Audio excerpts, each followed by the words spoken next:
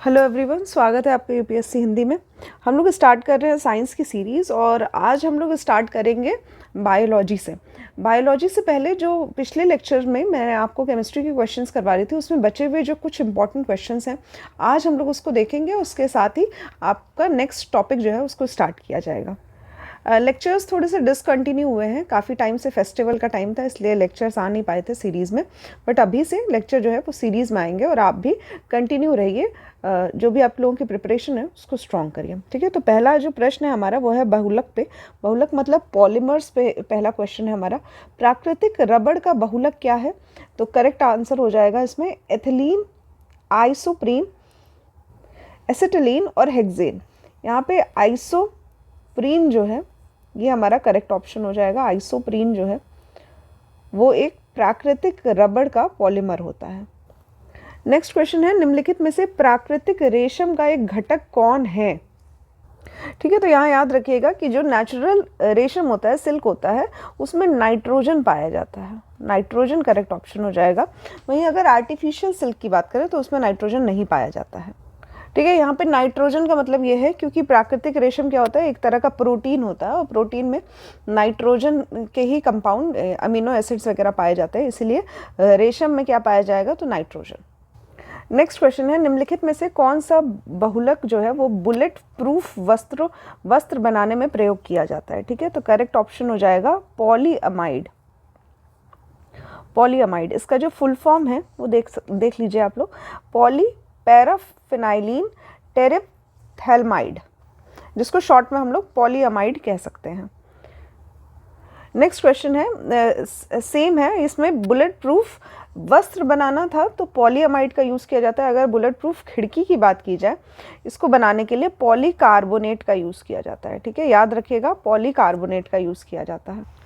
इसके अलावा bullet proof वस्तु बनाने के लिए किसका यूज़ किया जाता है? तो केवलार का यूज़ किया जाता है, साथ ही लेक्सान का यूज़ किया जाता है, ठीक। केवलार और लेक्सान का भी यूज़ किया जाता है बुलेट प्रूफ वस्तुओं को बनाने के लिए। नेक्स्ट क्वेश्चन है, टेफ्लॉन और डेक्रॉन जो है ये बहुलक है तो ये पॉलीमर है, करेक्ट है। नियोप्रीन संश्लेषित रबर है, सिंथेटिक रबर है, करेक्ट है। पॉलीथीन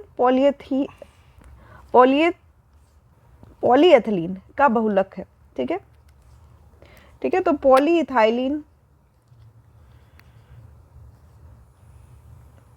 को ही शॉर्ट फॉर्म में पॉलीथीन नाम से जाना जाता है। इसके साथ ही नेक्स्ट है, प्राकृतिक रबर जो है वो क्लोरोप्रीन है, ये गलत है, ये एक सिंथेटिक रबर होता है, प्राकृतिक नेचुरल रबर नहीं होता है।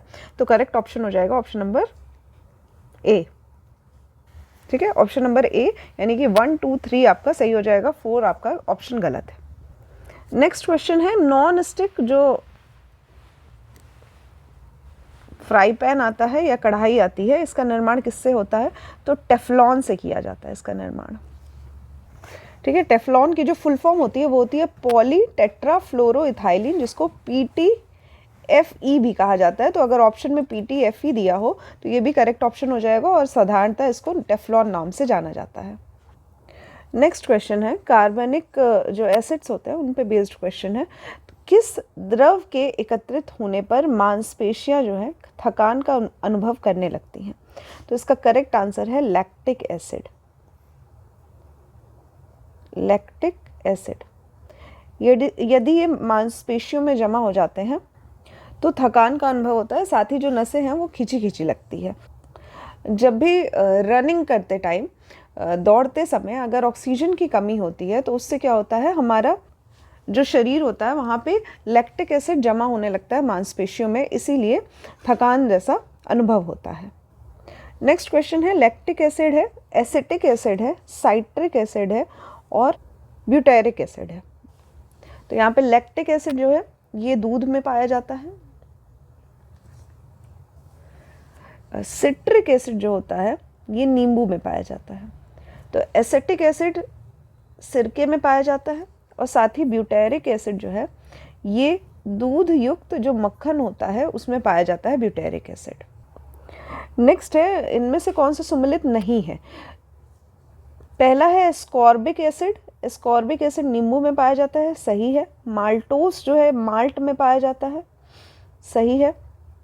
अब यहाँ पे जो वर्ड्स हैं ये आप देख सकते हैं कि इंग्लिश में लिखे हुए हैं, इसलिए आपको इतने लेवल की इंग्लिश जो है ये आपको समझ रखनी पड़ेगी अगर आप साइंस पढ़ रहे हैं, ठीक है। एसिटिक एसिड जो है ये दही में नहीं पाया जाता है, ऑप्शन नंबर सी हमारा गलत हो जाएगा। एसिटिक एसिड दही में नहीं पाया जाता है। नेक्स्ट है फॉर्मिक एसिड, ये लाल चींटी में पाया जाता है, करेक्ट है। नेक्स्ट है इसी टाइप का क्वेश्चन है, यहाँ पे अचार दिया हुआ है, खट्टा दूध दिया हुआ है, सेब दिया हुआ है, शीतल पेय या फिर सोडा वाटर में क्या पाया जाता है, ठीक है। तो अचार में लैक्टिक एसिड अचार में एसिटिक एसिड पाया जाता है, दूध में लैक्टिक एसिड पाया जाता है, सेब में मैलिक एसिड पाया जाता है, और जो सोडा वाटर होता है उसमें कार्बोनिक एसिड पाया जाता है, ठीक है। CO2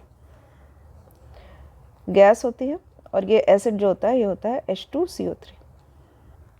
नेक्स्ट क्वेश्चन है, फोटोग्राफी में कौन सा एसिड का प्रयोग किया जाता है, तो यहाँ पे हो जाएगा करेक्ट ऑप्शन ऑक्सैलिक एसिड, ठीक है। ऑक्सैलिक एसिड का यूज़ किया जाता है फोटोग्राफी में। नेक्स्ट क्वेश्चन है, निम्नलिखित एसिड में किसको बेकिंग पाउडर के निर्माण में प्रयोग किया जाता है, करेक्ट ऑप्शन हो जाएगा टार्टरिक एसिड, ठीक है। यहाँ पे फॉर्मूला देख सकते हैं, बेकिंग पाउडर मतलब सोडियम बाइकार्बोनेट NaHCO3 और टार्टरिक एसिड हो जाएगा C4H6O6, ठीक है। तो यहाँ पे बेकिंग पाउडर जब भी मिलाया जाता है तो टार्टरिक एसिड जो है ये फॉर्म होता है, इसके साथ CO2 के बबल्स निकलते हैं। नेक्स्ट है विस्फोटक पदार्थ, पढ़ाया मैंने आपको इसके बारे में भी पिछले लेक्चर में। तो यहाँ पे देखते हैं पहला प्रश्न कि कौन सा विस्फोटक नहीं है, यहाँ हमें बताना है कौन सा नहीं है। तो सबसे पहला है TNT, ट्राई नाइट्रोटोलुइन, ये विस्फोटक है। इसके बाद आता है ट्राई नाइट्रोग्लिसरीन, ये भी है एक एक्सप्लोसिव। इसके साथ ही आता है RDX का नाम सुना होगा, ये भी एक विस्फोटक है। यहाँ पे नाइट्रोक्लोरोफॉर्म जो है ये एक विस्फोटक नहीं है, ये एक कीटनाशी की तरह यूज़ किया जाता है, नाइट्रोक्लोरोफॉर्म। नेक्स्ट क्वेश्चन है, किस विस्फोटक को नोबेल तेल की तरह नाम दिया गया है, नोबेल ऑयल, ठीक है। तो यहाँ पे हो जाएगा TNG, ट्राई नाइट्रोग्लिसरीन को नोबेल ऑयल भी कहा जाता है। नेक्स्ट है RDX का आविष्कार जो है किसके द्वारा किया गया था, तो हैनिंग के द्वारा इसका आविष्कार किया गया था। यहाँ पे RDX की जो फुल फॉर्म है ये है रिसर्च डिपार्टमेंट एक्सप्लोसिव, और इसकी जो खोज है ये फ्रेडरिक हैनिंग के द्वारा की गई थी। नेक्स्ट क्वेश्चन है ईंधन, तो निम्न में से कौन एक प्राकृतिक ईंधन है, नेचुरल फ्यूल की तरह यूज़ किया जाता है, तो करेक्ट ऑप्शन हो जाएगा पेट्रोलियम, ठीक है। तो पेट्रोलियम जो है ये एक प्राकृतिक ईंधन है जो कि पृथ्वी के भीतर से जो दबे हुए जीवाश्म होते हैं उनसे निर्मित की जाती है। वहीं अगर कोल गैस और टार की बात की जाए तो ये लकड़ी से बनते हैं, और कोल गैस जो है यहाँ पे कोल गैस जो है इसको कृत्रिम रूप से लकड़ी से बनाया जाता है, लकड़ी के भंजन से आसवन किया जाता है। यहाँ पे कोक जो है ये भी एक नेचुरल फ्यूल नहीं है, तो करेक्ट ऑप्शन हो जाएगा ऑप्शन नंबर डी। नेक्स्ट है ऑक्टेन नंबर जो है ये किस गुणवत्ता का माप करता है, तो ये किसकी गुणवत्ता का माप करता है, तो ये पेट्रोल की जो एक एंटी नॉकिंग प्रॉपर्टी होती है जिसको अपस्फोटन कहते हैं, यानी कि एंटी नॉकिंग जो गुण होते हैं उसको पता लगाने के लिए ऑक्टेन संख्या का इस्तेमाल किया जाता है, तो ये पेट्रोल के लिए यूज़ किया जाता है, ठीक है। वहीं अगर सीटेन संख्या की बात की जाए तो ये डीजल के लिए उपयोग किया जाता है, ठीक है। ये भी एंटी नॉकिंग यानी कि अपस्फोटन वाला जो प्रक्रिया होती है उसी गुणवत्ता नापने के लिए किया जाता है, ठीक है। तो दोनों ही याद रखिएगा, ऑक्टेन नंबर पेट्रोल के लिए, सीटेन नंबर जो है ये डीजल के लिए। नेक्स्ट है खाद्य पदार्थों के परिरक्षण हेतु निम्न में से किस रसायन को प्रयुक्त किया जाता है, ठीक है। तो यहाँ पे प्रिजर्वेशन के लिए पूछ रहा है, किस रसायन का प्रयोग किया जाता है फूड प्रोडक्ट्स जो होते हैं उसके प्रिजर्वेशन के लिए, तो करेक्ट ऑप्शन हो जाएगा सोडियम बेंजोएट। इसका रासायनिक सूत्र जो है कुछ खास इंपॉर्टेंट नहीं है, फिर भी आप लोग देख सकते हैं, NaC7H5O2 हो जाएगा। नेक्स्ट है आलू के जो चिप्स होते हैं इसके प्लास्टिक के थैलों में संकुलित किए जाते हैं, कौन से गैस का उपयोग किया जाता है, तो नाइट्रोजन वातावरण में रखा जाता है जिससे उसका जो क्रिस्प होता है वो बना रहता है। नेक्स्ट क्वेश्चन है, प्रशीतन जो है ये खाद्य परिरक्षण में मदद करता है, ठीक है। तो कभी भी हम लोगों को फूड प्रोडक्ट्स जो स्टोर करने रहते हैं तो हम लोग फ्रिज में करते हैं।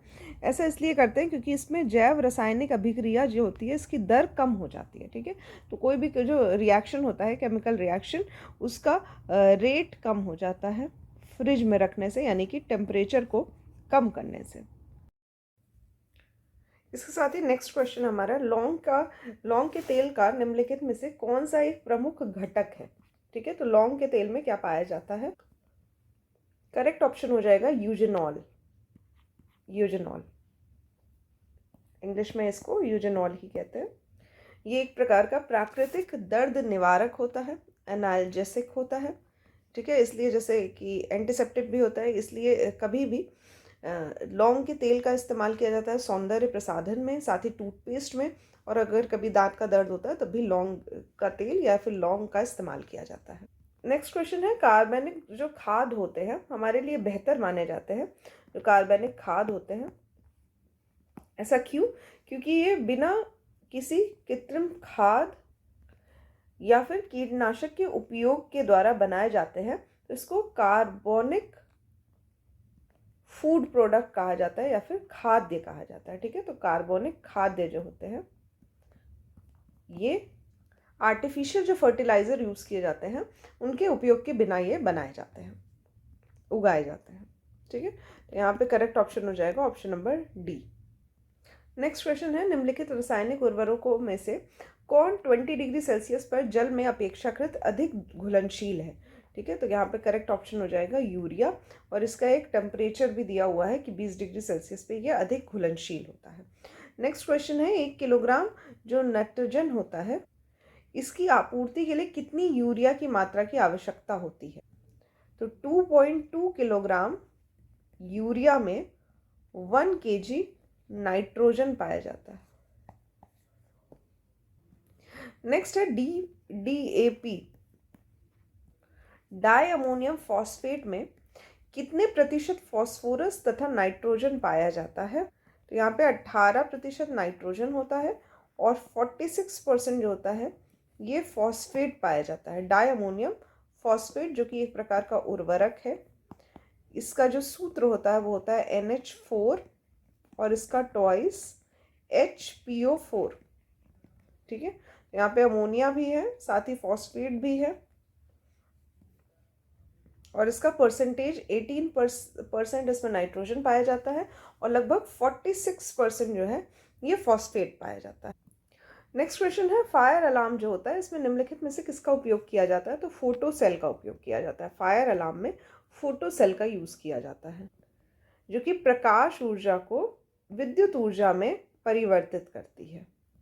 नेक्स्ट है, निम्नलिखित में से किस यौगिक का यूज़ किया जाता है अग्निरोधक कपड़ा बनाने के लिए? तो इसको एंटी फायर क्लॉथ बनाने के लिए यूज़ किया जाता है एल्युमिनियम सल्फेट को, ठीक है। एल्युमिनियम सल्फेट जो फायर एम्बुलेंस के लोग होते हैं उनके द्वारा इसका उपयोग किया जाता है एल्युमिनियम सल्फेट का अग्निरोधक कपड़े के रूप में। नेक्स्ट क्वेश्चन है, कौन सा एक मच्छरों का जो प्रतिकर्षी होता है इसके रूप में इसका प्रयोग किया जाता है? मतलब मच्छर का एक तरह का रेपेलेंट होता है, कीटनाशक होता है। इसके लिए किसका प्रयोग किया जाता है? तो करेक्ट ऑप्शन है पायरेथ्रम का यूज़ किया जाता है। वहीं अगर चूहा विष की बात की जाए, रैट पॉइजन की बात की जाए, तो उसमें होता है जिंक फॉस्फाइड, ठीक है। तो ZnS करके याद कर सकते हैं, जिंक फॉस्फाइड होता है चूहे मारने की जो विष आती है उसमें। साथ ही अगर ऑप्शन में आपका पोटेशियम साइनाइड दिया हो तो ये भी सही ऑप्शन हो जाएगा, पोटेशियम साइनाइड। नेक्स्ट है, निम्नलिखित में से कौन सा एक शाकनाशक का उदाहरण है, यानी कि एक हर्बिसाइड? हर्बिसाइड करेक्ट ऑप्शन हो जाएगा सोडियम क्लोरेट। सोडियम क्लोरेट जो है ये एक तरह का शाकनाशक है, ठीक है। शाक का अर्थ यहाँ पे ये है कि जो कृषि क्षेत्र होते हैं इसमें कुछ अवांछित खरपतवार हो जाते हैं, तो इनको नष्ट करने के लिए सोडियम क्लोरेट का यूज़ किया जाता है। फॉर्मूला है NaClO3, सोडियम क्लोरेट। नेक्स्ट है यहाँ पे हमें बताना है कौन सा सुमेलित है, तो बायोगैस कीटनाशी होता है, गलत है ये। नेक्स्ट है इलेक्ट्रोकार्डियोग्राफी, जो कि हृदय विकार के लिए यूज किया जाता है, करेक्ट है, ईसीजी कहा जाता है इसको, इलेक्ट्रोकार्डियोग्राफी। देन है डीडीटी, गोबर होता है ये, या गोबर से बनता है ये, उससे संबंधित है, गलत है ये। नेक्स्ट है निकोटीन, जो है ये तंबाकू में पाया जाता है, करेक्ट है ये। तो ये ऑप्शन नंबर 2 और 4 सही हो जाएगा, तो ऑप्शन नंबर डी हमारा सही है। नेक्स्ट है यहाँ पे आपको मैच द फॉलोइंग करना है, तो यहाँ पे है नीला थोथा, eosin, silver iodide, zinc phosphide, कृत्रिम वर्षा, कवकनाशी, लाल स्याही और कृंतकनाशी, जिसको रोडेंट नाशी भी कहा जाता है, ठीक है। तो रोडेंट नाशी या फिर चूहा मारने की दवा जो है वो जिंक फॉस्फाइड में पाया जाता है, डी का हो जाएगा 4। सिल्वर आयोडाइड जो है इसका इस्तेमाल किया जाता है कृत्रिम वर्षा में, ठीक है, तो सी का हो जाएगा 1, यानी कि सी का 1 और डी का 4, ठीक। ऑप्शन नंबर सी हमारा सही है, बाकी ऑप्शन भी मैच कर लेते हैं। तो नीला थोथा जो होता है ये कवकनाशी होता है, कवकनाशी, और ईओसिन जो होता है ये लाल स्याही में यूज़ किया जाता है, इसका इस्तेमाल किया जाता है। यहाँ पे नीला थोथा जो है ये कॉपर सल्फेट को कहा जाता है, कॉपर सल्फेट, जो कि कवकनाशी या फिर शैवालनाशी के रूप में यूज़ किया जाता है। नेक्स्ट क्वेश्चन है, निम्नलिखित में से कौन सा एक यशद पुष्प कहलाता है, यानी कि फिलोसफर्स वूल कहा जाता है इसको, फिलोसफर्स वूल कहा जाता है। करेक्ट ऑप्शन है जिंक ऑक्साइड को, ZnO को फिलोसफर्स वूल नाम से जाना जाता है। नेक्स्ट है फिर से match the following type question है, तो यहाँ पे मॉर्फिन दिया है, सोडियम दिया है, बोरिक एसिड दिया हुआ है और जर्मन सिल्वर दिया हुआ है, ठीक है। एंटीसेप्टिक, मिश्र धातु, एनाल्जेसिक, एनाल्जेसिक मैंने आपको बताया था, शब्द हिंदी में इंग्लिश में लिखा हुआ है, मतलब आप देख सकते हैं कि साइंस में आपको हिंदी और इंग्लिश दोनों ही आना ज़रूरी होता है, ठीक है। तो वो सभी लोग जो अक्सर इस तरह के कमेंट करते हैं कि हिंदी में नहीं पढ़ाया जा रहा है, इंग्लिश में पढ़ाया जा रहा है, तो प्लीज़ यहाँ पे साइंस जो है इसको समझने की कोशिश करिए, आपका कंसेप्ट क्लियर होना चाहिए, साथ ही क्वेश्चंस, नंबर ऑफ क्वेश्चन ज़्यादा से ज़्यादा सॉल्व करने चाहिए। हिंदी और इंग्लिश के चक्कर में मत पड़िए, बस आपको चीज़ें याद होनी चाहिए, ठीक है। तो ज़्यादा आपको फोकस यहाँ पे रखना है। एनाल्जेसिक का अर्थ ये होता है कि पीड़ाहारी टाइप का, तो पीड़ा निवारक कहा जा सकता है एनाल्जेसिक को। फिर है केरोसिन तेल, ठीक है। तो यहाँ पे मॉर्फिन जो है ये एक एनाल्जेसिक होता है, ए का हो जाएगा 3, ठीक।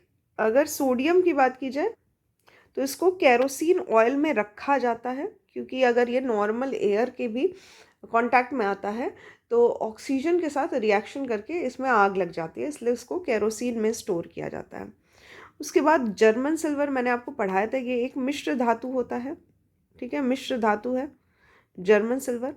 तो बचा बोरिक एसिड, जो कि एक एंटीसेप्टिक हो जाएगा, ठीक है। तो बोरिक एसिड एक प्रकार का एंटीसेप्टिक है, करेक्ट ऑप्शन हो जाएगा ऑप्शन नंबर डी। नेक्स्ट है, निम्नलिखित में से किसे भविष्य का धातु कहा जाता है, तो करेक्ट ऑप्शन हो जाएगा टाइटेनियम।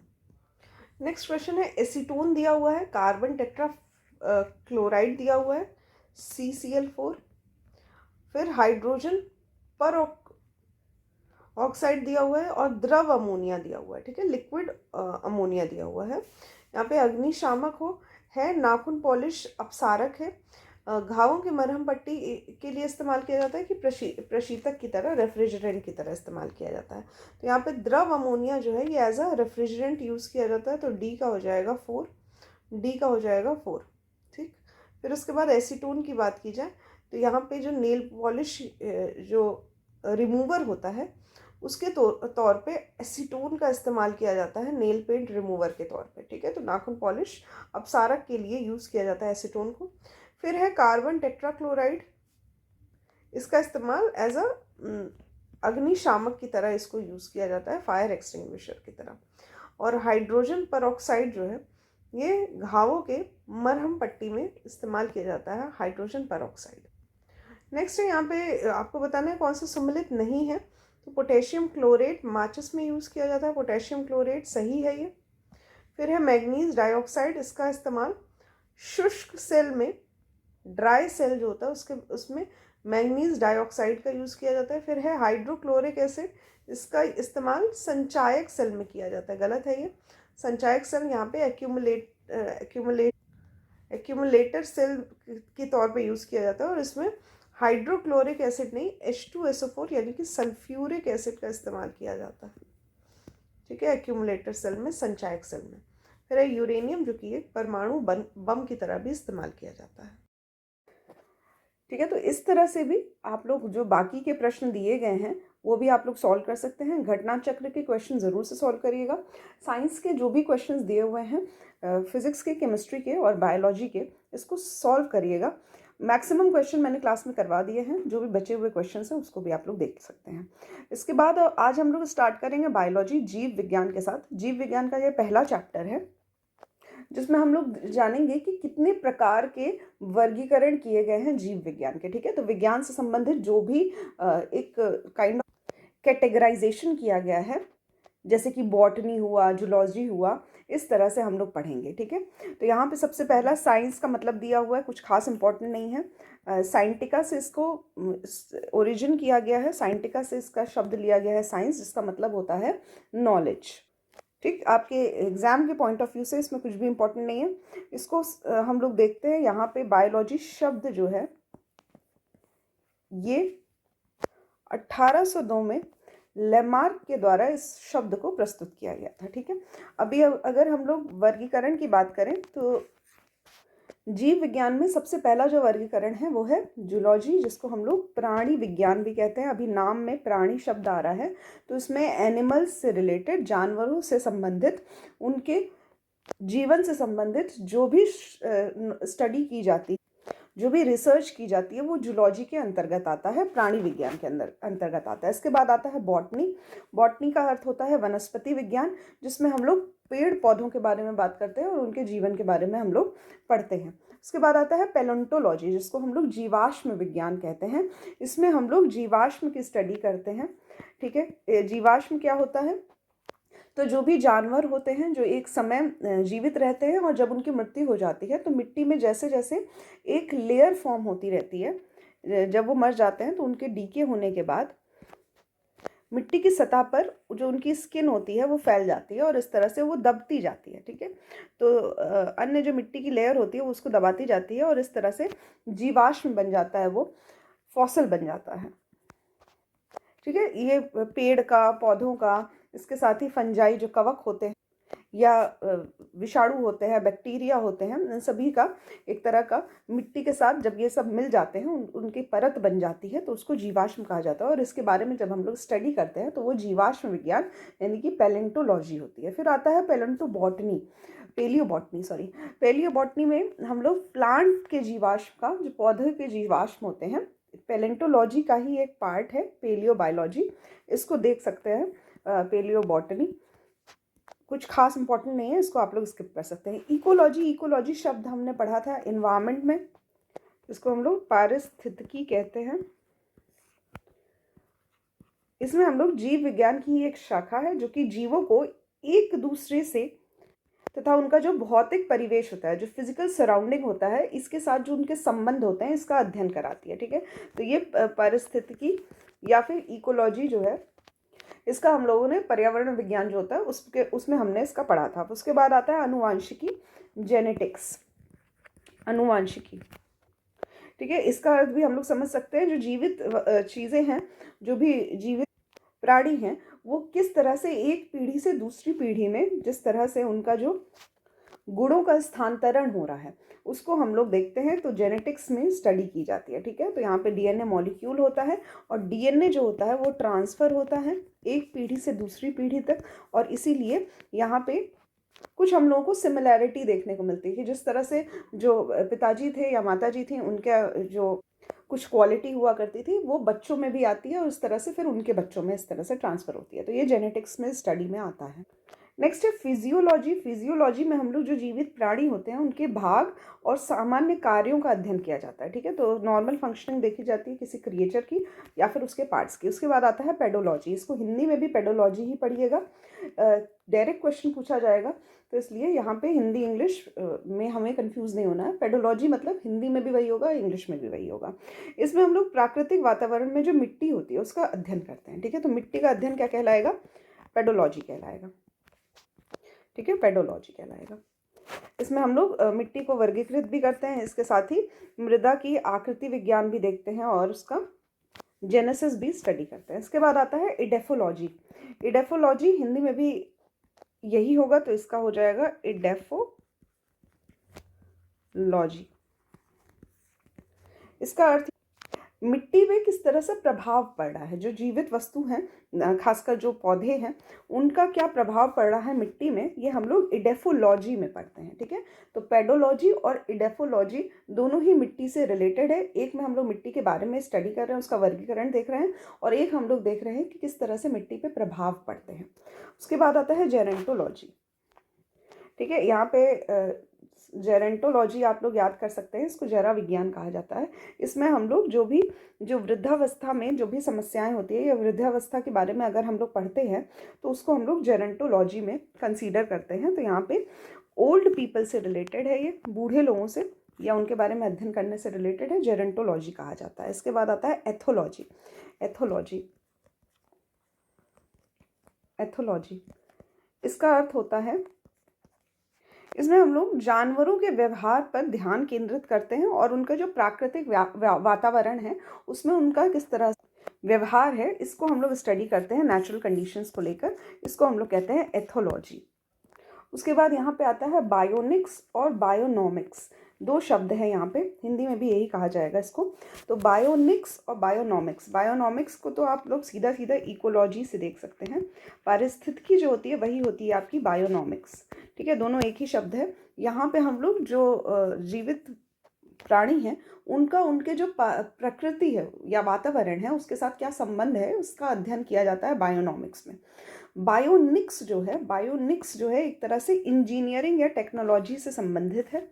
तो यहाँ पे जो जीवित प्राणी हैं उनके जो अंग हैं वो किस तरह से कार्य करते हैं, इसका क्या संबंध होता है, और किस तरह से जैविक तरीके या प्रणाली या इंजीनियरिंग का इस्तेमाल करके आधुनिक प्रौद्योगिकी के जो अध्ययन या डिज़ाइन होते हैं इसको हम लोग बायोनिक्स कहते हैं। नेक्स्ट है फ्रेनोलॉजी, जिसको मस्तिष्क विज्ञान कहा जाता है। इसमें हम लोग मस्तिष्क का जो मानसिक क्षमता है या फिर उसका जो आकार है, माप है, इसका विस्तृत अध्ययन किया जाता है, फ्रेनोलॉजी कहा जाता है इसको। इसके बाद आता है जो पुष्पों का अध्ययन किया जाता है, फूलों का अध्ययन, उसको एंथोलॉजी कहा जाता है। एंथोलॉजी याद रखिएगा, एंथोलॉजी। इसके बाद आता है एग्रेस्ट्रोनॉमी, एग्रेस्ट्रोलॉजी, इसको हिंदी में भी यही कहा जाएगा, एग्रेस्ट्रोलॉजी। इसमें हम लोग जो घास होती है या फिर घास से संबंधित जो भी स्टडी होती है उसका अध्ययन किया जाता है, घास से संबंधित, इसको हम लोग एग्रेस्ट्रोलॉजी कहते हैं। नेक्स्ट है पेलिनोलॉजी, जिसको हम लोग पराग विज्ञान भी कहते हैं, जिसमें हम लोग पराग का अध्ययन करते हैं, पोलन ग्रेन्स का अध्ययन किया जाता है, पराग विज्ञान। इसके बाद आता है ऑन्कोलॉजी। ऑन्कोलॉजी हिंदी में भी यही कहा जाएगा, जिसमें हम लोग कैंसर का अध्ययन करते हैं या फिर ट्यूमर का अध्ययन किया जाता है, इसका रोकथाम, निदान या फिर उपचार से संबंधित जो स्टडी होती है वो ऑन्कोलॉजी में होती है। इसके बाद आता है ऑस्टियोलॉजी। ऑस्टियोलॉजी मतलब होता है अस्थि विज्ञान, जिसमें हम लोग बोन्स के बारे में पढ़ते हैं, हड्डियों के बारे में अध्ययन किया जाता है, इसको ऑस्टियोलॉजी कहा जाता है, ठीक है। तो याद रखिएगा ऑस्टियो शब्द जो है खुद में ही हड्डियों से जुड़ा हुआ शब्द है। जैसे अगर कोई हड्डी की बीमारी होती है जैसे ऑस्टियोपोरोसिस, ये शब्द क्या है, तो इसमें हड्डियों से संबंधित है, ठीक है। तो ऑस्टियो शब्द जहाँ भी आएगा वो हड्डियों से संबंधित है। इसके बाद आता है सेरोलॉजी। सेरोलॉजी ये जो रक्त का सीरम होता है इसका जो विज्ञान होता है या फिर इसका जो स्टडी किया जाता है, जिससे हम लोग सीरम से विभिन्न जो बीमारियां होती है उसका बारे में पता लगाते हैं, ब्लड टेस्ट जैसा किया जाता है पैथोलॉजी में, इसको हम लोग सेरोलॉजी कहते हैं। इसके बाद पैथोलॉजी होती है। पैथोलॉजी इससे सभी लोग परिचित होंगे। तो इसमें क्या होता है कि आपके शरीर से नमूने लिए जाते हैं जिसको प्रयोगशाला में जांच किया जाता है, तो उसको क्या कहा जाता है, पैथोलॉजी कहा जाता है। नेक्स्ट है हमारा पैरासाइटोलॉजी, जिसको हम लोग परजीवी विज्ञान कहते हैं। इसमें हम लोग सभी की स्टडी करते हैं, मतलब वायरस की, बैक्टीरिया की, फंगस की, इसके साथ ही जो वर्म्स होते हैं या कीड़े होते हैं, इनकी भी स्टडी की जाती है। तो ये सभी क्या आते हैं, परजीवी विज्ञान में आते हैं। नेक्स्ट है वीरोलॉजी या फिर वायरोलॉजी, इसको कह सकते हैं हम लोग, हिंदी में भी यही कहा जाता है वायरोलॉजी। इसमें हम लोग वायरस की स्टडी करते हैं, ठीक है, तो इसको कहा जाएगा वायरोलॉजी। इसके बाद आता है जीवाणु विज्ञान, जिसको बैक्टीरियोलॉजी कहा जाता है, जिसमें हम लोग जीवाणु के बारे में पढ़ते हैं, यानी कि बैक्टीरिया के बारे में पढ़ते हैं। बैक्टीरियोलॉजी बैक्टीरिया हो जाएगा। नेक्स्ट आता है कीट विज्ञान, यानी कि एंटमोलॉजी, ठीक है। इसमें क्या होता है, ये कीट विज्ञान होता है। अभी एक्सपेक्ट हमेशा नहीं कर सकते कि कीट विज्ञान जैसा बोला जाएगा, हो सकता है एंटेमोलॉजी भी कहा जा सकता है, तो आपको इंग्लिश भी पता होनी चाहिए इसकी। इसमें हम लोग कीड़ों के बारे में अध्ययन करते हैं। उसके बाद आता है मेलाकोलॉजी। मेलाकोलॉजी जो होता है, इसमें हम लोग मोलस्क जो होता है उसके बारे में पढ़ते हैं, ठीक है। मोलस्क क्या होता है, जिसमें घोंघा आते हैं, स्लग आते हैं, ठीक है, तो स्नेल आता है, स्लग आता है, ऑक्टोपस आता है। इस तरह से जो छोटे जीव होते हैं जो कि समुद्र में पाए जाते हैं, वो सभी मोलस्क की कैटेगरी में आते हैं। अभी ये मोलस्क क्या होता है, आर्थ्रोपोडा क्या होता है, ये सभी हम लोग डिटेल में पढ़ेंगे नेक्स्ट टॉपिक में हमारे। यहाँ पे बस इतना जान लीजिए कि मोलस्क की जो स्टडी है उसको हम लोग मेलेकोलॉजी कहते हैं। इसके बाद आता है इच्थियोलॉजी, ठीक है, तो इच्थियोलॉजी, ठीक है, हिंदी में हो जाएगा इच्थियोलॉजी। इसमें हम लोग मछलियों से संबंधित अध्ययन करते हैं, इसको इच्थियोलॉजी कहते हैं, ठीक है। तो ये किससे संबंधित है, ये फिश साइंस है, मछली से संबंधित विज्ञान है। इसके बाद आता है सरपेंटोलॉजी। सरपेंटोलॉजी में हम लोग सांप का अध्ययन करते हैं, ठीक है, नाम याद रखिएगा, सरपेंटोलॉजी।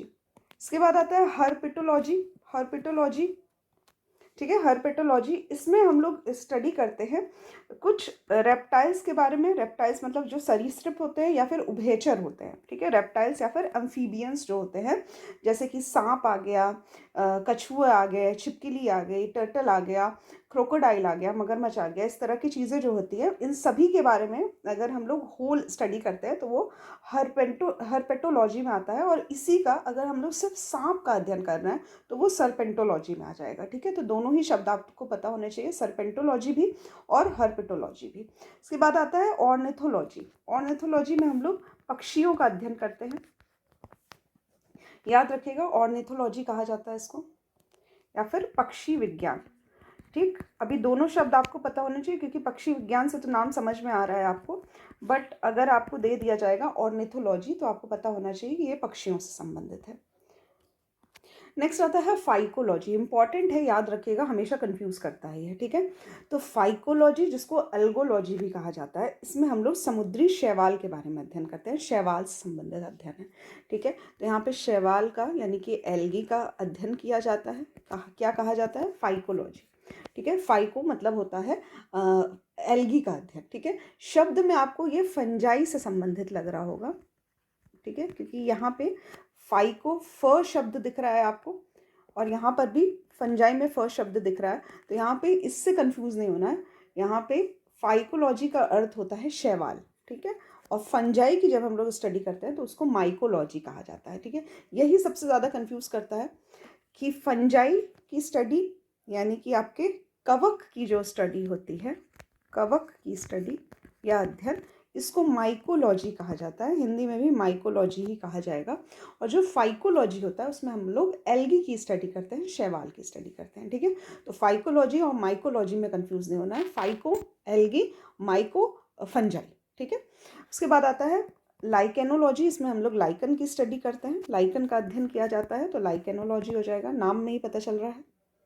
फिर इस तरह से ही कुछ और शब्द हैं जिनके बारे में आपको पता होना चाहिए, इस पर भी प्रश्न पूछे जाते हैं। जैसे आता है आपका एपीकल्चर। एपीकल्चर, इसको मधुमक्खी पालन कहा जाता है हिंदी में, पर अगर एपीकल्चर नाम से आ जाएगा तब भी आपको पता होना चाहिए। तो यहाँ पे मधुमक्खी पालन को कहा जाता है एपीकल्चर, ठीक है, जिसमें मधुमक्खियों को पाला जाता है, शहद बनाया जाता है और साथ ही उसको बिजनेस पर्पस के यूज़ किया जाता है। इसके बाद आता है एवी कल्चर। एवी कल्चर, ठीक है, एवी में एव्स जैसा कुछ आ रहा है, तो एव्स का अर्थ होता है पक्षियों से संबंधित। यहाँ पे जो पक्षियों का पालन किया जाता है और साथ ही उसका प्रजनन किया जाता है। यहाँ पे ब्रीडिंग की जाती है, रियरिंग की जाती है पक्षियों की। इसको हम लोग एवी कल्चर का नाम देते हैं। इसके बाद आता है एक्वा कल्चर। एक्वा कल्चर का अर्थ होता है जल कृषि। जल कृषि जिसमें हम लोग जल से संबंधित मछलियों का पालन करते हैं, या फिर जो समुद्री खाद्य पाए जाते हैं इनका यदि हम लोग इनको उगाते हैं तो उसको जल कृषि के अंतर्गत किया जाता है, एक्वा कल्चर कहा जाता है। उसके बाद आता है शैवाल कृषि, जिसको एल्गा कल्चर कहा जाता है। ठीक है, एल्गी को उगाना यानी कि शैवाल की कृषि करना, इसको हम लोग एल्गी कल्चर कहते हैं, एल्गा कल्चर, शैवाल कृषि। नेक्स्ट है पिसी कल्चर। पिसी कल्चर का अर्थ होता है मछली पालन। मछली पालन, मछली पालन किया जाता है। इसके बाद आता है एग्रीकल्चर। तो एग्रीकल्चर में सबको पता है कृषि या जो खेती होती है हमारी आम बोलचाल की भाषा में, कृषि को हम लोग एग्रीकल्चर कहते हैं। उसके बाद आता है सेरीकल्चर। सेरीकल्चर का अर्थ होता है रेशम उत्पाद। रेशम उत्पादन जो है ये सेरीकल्चर कहलाता है। तो इसमें हम लोग सिल्क के जो कीड़े होते हैं, सिल्क वर्म्स होते हैं, इसका हम लोग पालन करते हैं। ठीक है, तो प्रोडक्शन किया जाता है सिल्क का, सिल्क वर्म से। इसके बाद आता है Silvi culture. Silvi culture, Silvi culture याद रखिएगा ये वनों से संबंधित है। वनों से संबंधित है, तो वनों की वृद्धि, संरचना, स्वास्थ्य या गुणवत्ता का नियंत्रण जो है वो सिल्वी कल्चर के अंतर्गत आता है, सिल्वी कल्चर। इसके बाद आता है स्पॉन्जी कल्चर। स्पॉन्जी कल्चर नाम से ही पता चल रहा है, स्पॉन्जेस के बारे में हम लोग पढ़ते हैं। नेक्स्ट है हॉर्टिकल्चर, जिसको बागवानी कहा जाता है। ठीक है, तो बागवानी हॉर्टिकल्चर में आता है। बागवानी का अर्थ होता है कि यहाँ पे फलों को, सब्जियों को, फूलों को या फिर मसालों को या फिर अन्य जो बागान फसलें होती हैं उनको उगाने का जो विज्ञान होता है वो हॉर्टिकल्चर के अंतर्गत आता है। ठीक है, तो यहाँ पे ये सभी जो है फलों और सब्जियों को उगाना, ये सभी बागवानी में हॉर्टिकल्चर में आता है। फिर आता है पुष्प कृषि यानी कि फ्लोरिकल्चर। ठीक है, तो पुष्प कृषि जो फ्लावरों से रिलेटेड है, यहाँ पे जब इनका पालन किया जाता है, उत्पादन किया जाता है, तो उसको हम लोग फ्लोरिकल्चर का नाम देते हैं। नेक्स्ट आता है ओलेरी कल्चर। ठीक है, ओलेरी कल्चर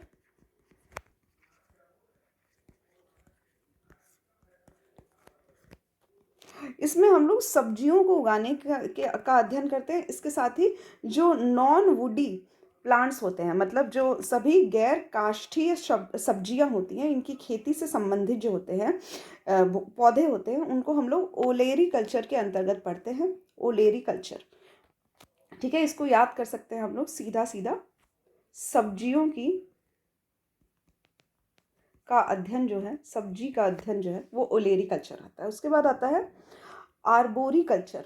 आर्बोरी कल्चर, ठीक है, इसको हिंदी में भी यही कहा जाएगा। तो जो शब्द मैं अलग से आपको नहीं बता रही हूँ उसका हिंदी अर्थ भी वही है। ठीक है, तो आर्बोरी कल्चर ही कहा जाएगा। इसमें हम लोग पौधों के बारे में, पेड़ों के बारे में, इसके साथ ही झाड़ियों के बारे में अध्ययन करते हैं। इसको हम लोग आर्बोरी कल्चर या फिर उनके कल्टीवेशन करते हैं। अध्ययन तो अभी समाप्त हो गया है।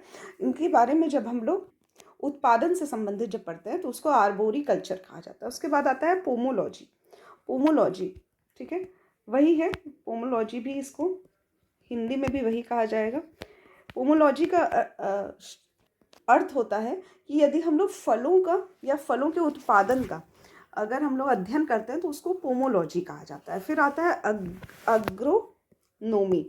अग्रोनॉमी में कृषि से संबंधित है, जिसमें हम लोग फसलों के बारे में अध्ययन करते हैं। इसके साथ ही मृदा का जो मैनेजमेंट होता है, जो प्रबंधन होता है, उससे संबंधित यदि हम लोग अध्ययन करते हैं तो उसको एग्रोनोमी कहा जाता है।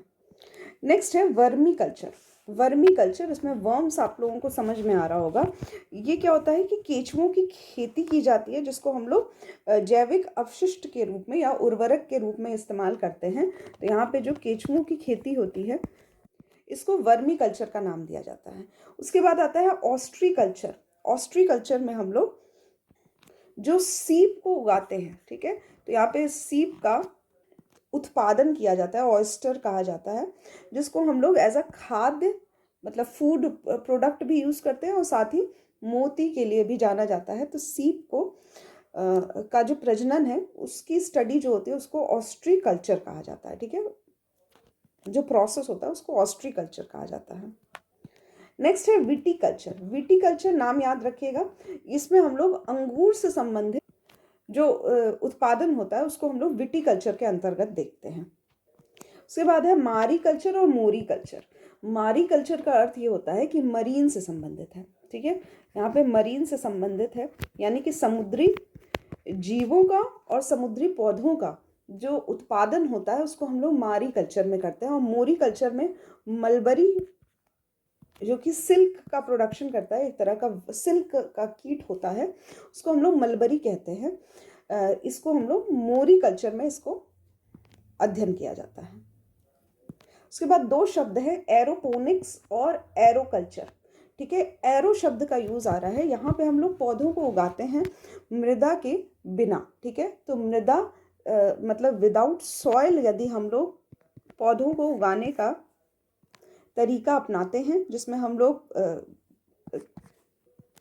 किसी ट्यूब में पौधों को उगा देते हैं, उसके बाद यदि ट्यूब में पानी भर देते हैं और जो भी ज़रूरी तत्व यानी कि जो भी ज़रूरी न्यूट्रिएंट चाहिए रहता है पौधों के ग्रोथ के लिए, वो सभी हम लोग इसमें प्रोवाइड कर देते हैं।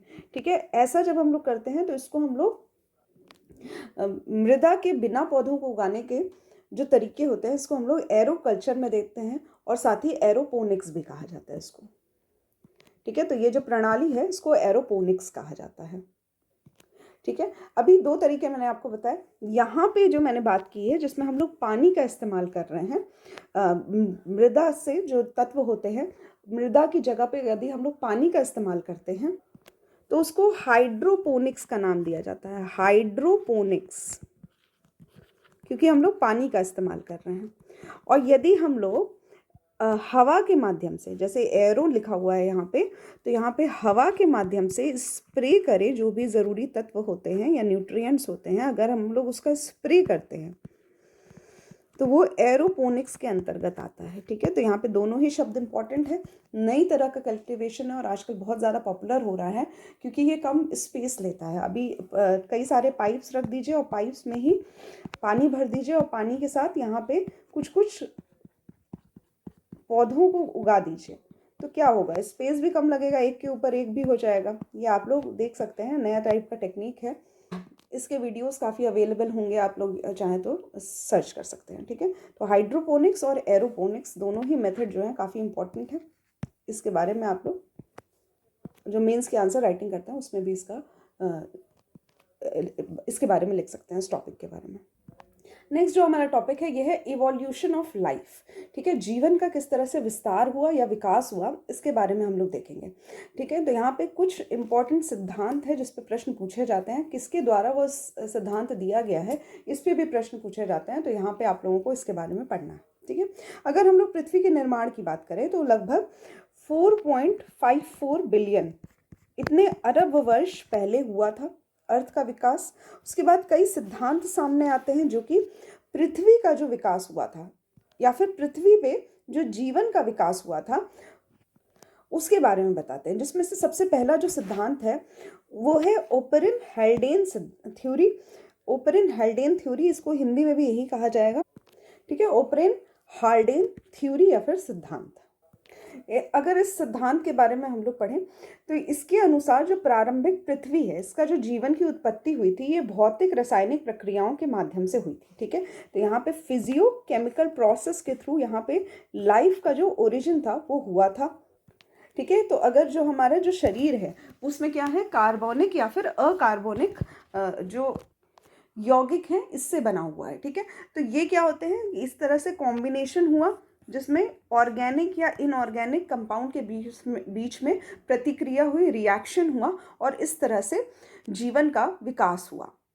इसके साथ ही इस थ्योरी के अनुसार जो हमारी पृथ्वी पर जो जीवन की उत्पत्ति हुई है वो निर्जीव पदार्थ से स्वतः हुई है। ठीक है, तो इनका मानना है कि लाइफ जो ओरिजिनेट हुई है वो स्पॉन्टेनियसली हुआ है किसी नॉन लिविंग मैटर से। नॉन लिविंग मैटर से स्वतः ही जीवन का विकास हुआ है। इस सिद्धांत को भौतिकवादी सिद्धांत भी कहा जाता है, ठीक है, मटीरियलिस्टिक थ्योरी कहा जाता है। इसके साथ ही ओपरिन ने अपनी ये जो थ्योरी थी इसके लिए एक बुक प्रकाशित की जिसको हम लोग ओरिजिन ऑफ लाइफ नाम से जानते हैं, ठीक है। तो ओरिजिन ऑफ लाइफ ये किताब जो है ओपरिन के द्वारा लिखी गई है, जिसमें उन्होंने भौतिकवादी सिद्धांत दिया है, एक परिकल्पना दी है जिसमें पता चलता है कि हमारा जो जीवन है वो नॉन लिविंग, जो कार्बनिक और अकार्बनिक जो यौगिक होते हैं इनसे मिलके बनी हुई है, ठीक है। तो यहाँ पे आधुनिक विचार प्रेजेंट किया गया है। यहाँ पे जीवन की उत्पत्ति से संबंधित आधुनिक विचारों में रासायनिक विकास, केमिकल इवोल्यूशन, इसके साथ ही जैविक विकास और कार्बनिक विकास दोनों ही शामिल किए गए हैं यदि हम लोग ओपरिन की थ्योरी देखते हैं। इसके बाद आता है केमिकल इवोल्यूशन, जिसमें किस तरह से रासायनिक विकास के बारे में हम लोग पढ़ेंगे। तो रासायनिक में जो परमाणु हैं उनका विकास किस तरह से हुआ था, ठीक है। तो यहाँ पे जो प्रारंभिक पृथ्वी है उन सभी में उन सभी तत्व के परमाणु मौजूद थे जो कि प्रोटोप्लाज्म के निर्माण में के लिए आवश्यक थे। प्रोटोप्लाज्म का अर्थ ये है कि जिस तरह से जो जीवित वस्तु है उसका निर्माण हुआ तो उसमें सेल था, और सेल किससे बना होता है, तो प्रोटोप्लाज्म से बना रहता है, ठीक है। तो इसको बनाने के लिए जो भी तत्वों की ज़रूरत थी वो पृथ्वी पे मौजूद थी, जैसे कि hydrogen, oxygen, carbon, nitrogen, sulphur और फास्फोरस, ठीक है। ये सभी क्या है, ये परमाणु जो चरण है, यानी कि हमारे जो केमिकल इवोल्यूशन है, रासायनिक जो हमारा विकास है उसका एक चरण है जिसको परमाणु चरण चरण नाम से हम लोग याद कर सकते हैं। उसके बाद जब हम लोगों का विकास हो गया, जीवन का विकास हो गया, तो हमारा जो वातावरण है, जो हमारा विभिन्न गैसों से बना हुआ वातावरण है, इसका भी बनना शुरू हुआ, जिसमें हम लोगों का हाइड्रोजन, मतलब हाइड्रोजन के दो एटम कंबाइन होकर H2 बनाते हैं, फिर N2 बनता है, H2O बनता है, मीथेन बनता है, अमोनिया बनता है और कार्बन डाइऑक्साइड बनता है। ये हमारा प्रारंभिक वातावरण है, इसका निर्माण होता है। रासायनिक विकास के बाद आता है हमारा जैविक या फिर कार्बनिक विकास, ठीक है। तो जैविक विकास में हम लोग देखेंगे कि किस तरह से जो जानवरों का या फिर जो मनुष्य हैं इनका जो शरीर है वो किस तरह से धीरे धीरे उसका विकास होता है या फिर उसमें क्या बदलाव देखे गए, ये सभी हम लोग जैविक विकास में पढ़ेंगे, ठीक है। तो जिस तरह से माना जाता है कि हमारा जो मनुष्य है ये एक पहले जो थे, पहले के टाइम हमारे जो पूर्वज हुआ करते थे वो एप्स हुआ करते थे, ठीक है। एप्स हुआ करते थे जो कि एक प्रकार जानवर हुआ करते थे। तो जानवरों से ही हमारा जो शरीर है वो परिवर्तित होते होते समय के साथ बदलते बदलते आज नॉर्मल मनुष्य के शरीर में बदल गया, ठीक है।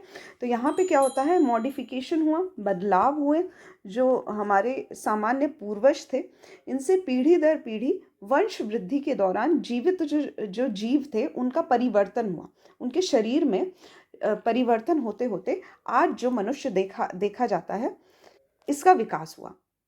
और ये जो परिवर्तन है ये लाखों वर्षों में हुआ है, ठीक है। तो it took place in millions of years, जिसमें जैविक विकास की अवधारणा के अनुसार क्या होता है कि समय के साथ प्राणियों में तथा पौधों में जो विकास होता है वो एक क्रमिक परिवर्तन के द्वारा होता है, ठीक है। तो एक प्रोसेस होता है जिसमें ग्रेजुअल चेंज देखा गया है मिलियंस ऑफ ईयर्स में।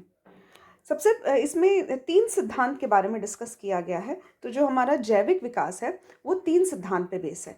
पहला है लेमार्कवाद, ठीक है, लेमार्किज्म कहा जाता है, लेमार्कवाद। दूसरा है डार्विनिज्म, डार्विन के द्वारा सिद्धांत दिया गया है, लेमार्क के द्वारा सिद्धांत दिया गया है। उसके साथ ह्यूगो डी व्रीज के द्वारा सिद्धांत दिया गया है, जिसको हम लोग उत्परिवर्तन सिद्धांत यानी कि म्यूटेशन थ्योरी कहते हैं, ठीक है। अब सारी जो थ्योरी दी गई है, सबसे पहले तो इसका नाम याद रखिए और ये किस बारे में बात कर रहा है, मतलब क्या टॉपिक है ये हमें पता होना चाहिए। तो सबसे पहले आता है theory of inheritance of acquired character, ठीक है, जिसको हम लोग उपार्जित चरित्र की विरासत का सिद्धांत कहते हैं। इसको लेमार्क के द्वारा दिया गया है, ठीक है। तो उपार्जित चरित्र की विरासत का सिद्धांत जो कि लेमार्क के द्वारा दिया गया है। कब दिया गया है, तो 1744 से 1829 के बीच में ये सिद्धांत जो है, मतलब सिद्धांत तो ऑफकोर्स उसके बाद दिया गया है, ये इनका जीवन चक्र है, ठीक है। तो इस वर्ष में पैदा हुए, इस वर्ष में मरे, ठीक है। लमार्क के द्वारा एक फेमस बुक लिखी गई थी जिसको फिलॉसफी जूलॉजिक कहा जाता है 1809 में, जिसमें इन्होंने सिद्धांत के बारे में स्टडी किया था, ठीक है। 1801 में इन्होंने ये सिद्धांत जो है वो अनाउंस किया, जिसको हम लोग theory of inheritance of acquired character कहते हैं, ठीक है। इसका अर्थ क्या होता है, तो इनके अनुसार जो हमारा वातावरण है, ठीक है, इसका बहुत सारा प्रभाव पड़ता है हमारे जीवन पे, ठीक है। तो जो भी हमारा उपयोग होता है या अनुपयोगी वस्तुएं होती हैं, जो हमारे अंग होते हैं, इसका निर्माण इस तरह से होता है कि जो उपयोग की वस्तु है वो रह जाती है, और जिसका उपयोग नहीं होता है, जो अनुपयोगी होती है, वो हमारे शरीर से धीरे धीरे हटने लगती है, ठीक है। तो इनके द्वारा ऐसा सिद्धांत दिया गया था जिसमें विरासत में अर्जित चरित्र के बारे में स्टडी की गई थी। इसका एग्जाम्पल से समझते हैं हम लोग। इन्होंने कहा कि जो जिराफ होता है, जिराफ जो होता है, इसकी जो गर्दन होती है ये काफ़ी लंबी होती है। ये इसलिए होती है क्योंकि उसको ऊंचे जो वृक्ष होते हैं उनके पौधे या फिर उनके उनके जो पत्ते होते हैं उसको खाना रहता है, इसलिए उसकी गर्दन जो होती है वो लंबी होती है। इसके साथ ही जो जलीय जीव होते हैं, इनके बारे में भी इन्होंने अध्ययन किया कि जिस तरह से उनके पैरों की बनावट होती है या फिर जिस तरह से उनके शरीर की बनावट होती है, वो कुछ इस तरह से बनती है जिससे वो जल में अपना जीवन जो है वो व्यतीत कर सकते हैं, ठीक है। ठीक है, तो इनका जो सिद्धांत है वो इस पे बेस्ड था कि जिस तरह से परिस्थिति बदलती जाती है उस तरह से जो जीवन का विकास है उसमें परिवर्तन होते जाते हैं। जो उपयोगी चीज़ होती है वो रह जाती है, और जो अनुपयोगी चीज़ होती है वो अंग या फिर वो चरित्र जो होता है वो धीरे धीरे कम होता जाता है या हटता जाता है, ठीक है। ये एग्जाम्पल हम लोग देख सकते हैं कि पहले जो जिराफ था वो कुछ इस तरह से हुआ करता था। अब जब नीचे की घास जो थी वो धीरे धीरे ख़त्म होने लगी, तो वो ऊपर जो पेड़ हुआ करते थे, ऊंचे पेड़ हुआ करते थे, उनके पत्तों को खाना शुरू कर दिया। उसके बाद जब इस तरह के पेड़ को नहीं खा सकता था तो कुछ और थोड़े और ऊंचे पेड़ों को के पत्तों को खाना शुरू किया, और इस तरह से उसकी गर्दन जो है इसका विकास होता रहा, ठीक है। तो जो भी हमारे शरीर के जो भी अंग होते हैं उनका विकास जिस भी तरह से होता है वो उसके वातावरण पर डिपेंड करता है या फिर जो परिस्थिति होती है उस पर डिपेंड करता है। ऐसा लमार्क की थ्योरी में कहा गया है। इसके बाद आता है डार्विन की थ्योरी। ये होता है the theory of natural selection, ठीक है। तो इसमें प्राकृतिक चयन का सिद्धांत दिया गया है, डार्विन के द्वारा दिया गया है। उनकी एक पुस्तक थी on the origin of species, याद रखिएगा, on the origin of species, जो कि 1859 में इस पुस्तक को इन्होंने लिखा था, जिसमें हम लोगों को जीव विज्ञान का जो विकास जिस तरह से हुआ है उसकी नींव इस बुक को माना जाता है, ठीक है। तो on the origin of species नामक किताब किसके द्वारा लिखी गई है? चार्ल्स डार्विन के द्वारा लिखी गई है, जिन्होंने डार्विन का सिद्धांत दिया है, जिसको प्राकृतिक चयन का सिद्धांत यानी कि थ्योरी ऑफ नेचुरल सिलेक्शन कहा जाता है, ठीक है। इनके जो सिद्धांत है उसमें दो तत्व शामिल किए गए हैं। पहला है the universal occurrence of variation, ठीक है। जिस तरह से विविधता है, हमारे पूरे जो प्रकृति है इसमें विविधता देखने को मिलती है, तो पहला तो इन्होंने विविधता के बारे में स्टडी किया। दूसरा इन्होंने स्टडी किया ओवर प्रोडक्शन, ठीक है, यानी कि रैपिड मल्टीप्लिकेशन, अति उत्पादन या फिर तेजी से गुणन, ठीक है। दो अध्ययन हम लोग करेंगे, एग्जाम्पल से हम लोग समझेंगे। तो सबसे पहला आता है अस्तित्व के लिए संघर्ष, ठीक है, स्ट्रगल फॉर एग्जिस्टेंस। तो एक समय था जब कई सारी प्रजातियां हमारे पृथ्वी में पाई जाती थी, बट क्योंकि प्रकृति के कुछ आपदाएं भी आईं, जैसे कि इन्वायरमेंटल स्ट्रगल हुआ, जैसे कि भूकंप आना या फिर ज्वार की लहरें होना या फिर वल्केनो होना, इसमें एक अंतर विशिष्ट संघर्ष हुआ जिसमें विभिन्न प्रजातियां शामिल थीं, ठीक है। तो ये सभी में, इन सभी आपदाओं से जो बच के निकल गए वो प्रजाति जो है वो अभी तक रह गई, और इस तरह से जीवन का विकास जो है वो हुआ, ठीक है। तो अस्तित्व के लिए संघर्ष हुआ विभिन्न प्रजातियों के बीच में। जो भी उस लड़ाई को जीत गया या जो भी उसमें सस्टेन कर गया, उनकी उत्पत्ति या फिर उनका विकास जो है वो होता रहा। नेक्स्ट है, बहुत इंपॉर्टेंट है, सर्वाइवल ऑफ द फिटेस्ट, ठीक है। तो परीक्षण का अस्तित्व में रहने के लिए कुछ प्राकृतिक चयन भी किए गए, ठीक है। मतलब कुछ चयन जो है वो प्रकृति के द्वारा किया गया। अभी क्योंकि संघर्ष हो रहे हैं, प्रजातियों के बीच में संघर्ष चल रहे थे, जीव के अस्तित्व के लिए संघर्ष हो रहे थे, तो इसमें जो भी लाभकारी गुण वाले जीव थे ये जीवित रहे, और ऐसे जीव जिनमें समय के साथ बदलाव नहीं होते रहे वो धीरे धीरे नष्ट होते रहे, ठीक है। तो इस प्रकार अनुकूल विभिन्नता वाले जो जीव हैं इनके प्रजनन के लिए बदलाव जो था ये बहुत ही इम्पॉर्टेंट एक योगदान देखने को मिलता है हमें, ठीक है। तो यहाँ पे सर्वाइवल ऑफ द फिटेस्ट, मतलब जो संघर्ष में जीत गया और जो समय के साथ जिसमें बदलाव होते रहे या फिर जो संघर्ष में विजयी रहा वही जीवित रहा, ठीक है। तो सर्वाइवल ऑफ द फिटेस्ट ये भी प्रकृति द्वारा जो चयन किया गया है, प्राकृतिक चयन किया गया है, ये से डार्विन की थ्योरी में दिया गया है। इसके बाद नेक्स्ट आता है इनहेरिटेंस ऑफ यूजफुल वेरिएशन। याद रखिएगा, जो उपयोगी विभिन्नताएं थी उनकी वंशागति हुई, ठीक है। तो जीव अपने परिवेश में रहने के लिए जो भी उपयोगी विभिन्नता थी, ठीक है, जो भी यूजफुल वेरिएशन था वही उन्होंने अपनी नेक्स्ट पीढ़ी को पास किया, और बाकी जिसकी ज़रूरत नहीं थी, मतलब यही थ्योरी दी गई थी लेमार्क के द्वारा भी कि जो चीज़ें यूजफुल थी बस वही नेक्स्ट पीढ़ी में पास हुई, जो अनुपयोगी थी वो धीरे धीरे खत्म होती गई, ठीक है। जैसे कि क्योंकि माना जाता है कि हमारा जो उत्पत्ति है वो पहले एप से हुआ था, यानी कि जो हमारे जो पूर्वज थे वो पहले बंदर हुआ करते थे। अभी उनका जो शरीर है, हमारा जो शरीर है, उसमें काफ़ी फ़र्क है। तो इस तरह से जो चेंजेस होते रहे, जिस तरह से उनके बड़े कान हुआ करते थे, अभी जो छोटे कान होते हैं, तो इस तरह से वो अनुपयोगी वस्तु हुआ करती थी, उसकी कोई ज़रूरत नहीं थी, और धीरे धीरे वो वस्तु जो थी वो अपने साइज़ में कम होती रही या फिर ख़त्म होती रही, ठीक है। नेक्स्ट आता है न्यू डार्विज्म, जिसको हम लोग डार्विन थ्योरी का न्यू वर्जन कहते हैं, यानी कि नव डार्विनवाद कहा जाता है। तो यहाँ पे नव डार्विनवाद में दो थ्योरी को मिलाया गया, जिसमें डार्विन की थ्योरी ऑफ इवोल्यूशन शामिल थी, जो कि प्राकृतिक चयन से संबंधित थी, नेचुरल सिलेक्शन से संबंधित थी। इसके साथ ही ग्रेगर मेंडल के द्वारा एक थ्योरी दी गई थी जेनेटिक्स की, ठीक है। अनुवांशिकी का जो सिद्धांत था ग्रेगर मेंडल के द्वारा दिया गया, इन दोनों को ही जोड़ दिया गया था और इसको न्यू डार्विनिज्म का सिद्धांत माना जाता है, ठीक है। ये जो शब्द है ये जॉर्ज रोमन्स के द्वारा पहली बार 1895 में इसका इस्तेमाल किया गया था।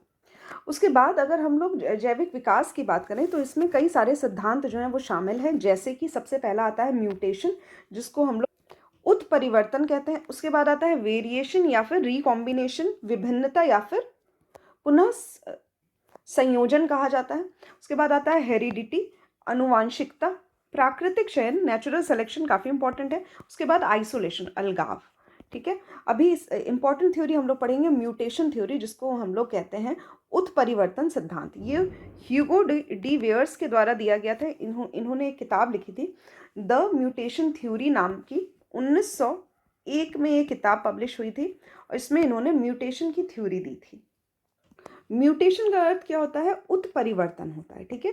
तो जिस तरह से ये एक विकास का एक अनियमित प्रक्रिया है, ठीक है, एक ऐसा प्रोसेस है जो कि अनियमित प्रोसेस है, जिसमें क्या होता है कि नई किस्म या फिर नई प्रजातियों का निर्माण होता है, ठीक है। नई किस्म या फिर नई प्रजाति का निर्माण होता है। जो पिछली पीढ़ी है उससे अन्य जो आगे आने वाली पीढ़ी होती है उसमें जो बदलाव होते हैं उसको हम लोग म्यूटेशन नाम से जानते हैं, ठीक है। अभी ये जो उत्परिवर्तन का सिद्धांत है इसकी कुछ प्रमुख विशेषताएं होती हैं कि जो भी एक प्रजाति से दूसरी प्रजाति में बदलाव हो रहे हैं ये अचानक प्रकट होते हैं। इसके साथ ही जो भी उत्परिवर्तन होता है, ये सेम टाइप ऑफ म्यूटेशन जो है वो एक प्रजाति के कई व्यक्तियों में पाया जाता है। इसके साथ ही ये वंशानुगत भी होता है, हेरिडिटरी होता है, और ये प्रकृति द्वारा चुने जाते हैं, ठीक है। तो प्रकृति जिस पर्टिकुलर नेचर को, जिस पर्टिकुलर उत्परिवर्तन को चुनना चाहती है वो उसको चुनती है, और वही पीढ़ी दर पीढ़ी बदलता जाता है। नेक्स्ट है, आप लोगों को जानकारी के लिए पता होना चाहिए क्रो मैग्नन। क्रो मैग्नन क्या है? जो प्रारंभिक मनुष्य हुआ करता था उसको क्रो मैग्नन नाम से जाना जाता है, ठीक है। ये लगभग 35,000 से 45,000 वर्ष पूर्व इसका जो समय है वो निकाला गया है। इनका शरीर काफ़ी बलिष्ठ हुआ करता था, सॉलिड हुआ करता था, हेवी हुआ करता था, मसल्स काफ़ी स्ट्रॉन्ग हुआ करते थे, और इनकी हाइट जो थी वो लगभग 180 सेंटीमीटर हुआ करती थी। इनका जो ब्रेन है, मतलब जो इनका मस्तिष्क है, वो काफ़ी बड़ा हुआ करता था। तो ये आज का जो ह्यूमन हमारे पाए जाते हैं उनसे काफ़ी मतलब उनसे बड़ा पाया गया है। इनका जो मस्तिष्क था, इनका जो ब्रेन कैपेसिटी है वो लगभग 1600 सीसी पाई गई है। और ये जो पहला स्कल है, जो पहला मस्तिष्क की जो खोपड़ी है ये जो पाई गई थी, ये साउथ वेस्ट फ्रांस में पाई गई थी 1868 में। ठीक है, तो ये लास्ट एंसेस्टर माने जाते हैं मॉडर्न मैन के, जो ह्यूमन होमोसेपियंस होते हैं। होमोसेपियंस का अर्थ है जो अभी मनुष्य की प्रजाति पाई जाती है, उसको होमोसेपियंस नाम से जाना जाता है। तो ये जो हमारे आखिरी पूर्वज हैं उनको क्रो मैग्नन नाम से जाना जाता है। ठीक है, तो आज के लेक्चर में बस इतना ही। नेक्स्ट के लेक्चर में हम लोग टेक्सोनॉमी से स्टार्ट करेंगे, बायोलॉजी की जो दूसरी क्लास होने वाली है, काफ़ी इंपॉर्टेंट होने वाली है। आज के लेक्चर में बस इतना ही। आप लोगों को घटना चक्र के क्वेश्चन सॉल्व करने हैं, साथ ही जो भी आप लोगों के साइंस के जहाँ से भी आप लोगों को क्वेश्चंस मिलते हैं उसको सॉल्व करिए, क्योंकि जितने नंबर ऑफ क्वेश्चंस आप लोग सॉल्व करेंगे उससे आपकी प्रिपरेशन जो होती है वो ज़्यादा स्ट्रांग होती है। ठीक है, आपको ज़्यादा नंबर ऑफ क्वेश्चन सॉल्व करने का तरीका पता चलता है, और साथ ही वो क्वेश्चन जो होते हैं वो आपके दिमाग में भी स्टोर हो जाते हैं। ठीक है, तो कोशिश ये करिएगा ज़्यादा से ज़्यादा क्वेश्चन सॉल्व करिएगा। फिजिक्स आपकी कंप्लीट हो चुकी है, केमिस्ट्री आप लोगों की कंप्लीट हो चुकी है, बायोलॉजी भी आज मुझे लग रहा है 4-5 दिन में कंप्लीट हो जाएगी। तो कोशिश ये करिएगा कि जितने नंबर ऑफ क्वेश्चन सॉल्व कर सकते हैं करते रहिए, साथ साथ में लेक्चर के साथ करते रहिए, और जो भी इंपॉर्टेंट चीज़ें आपको मिलती है उसको नोट डाउन करते हुए चलिए। ठीक है, तो आज के लेक्चर में बस इतना ही। Thank you for watching the lecture.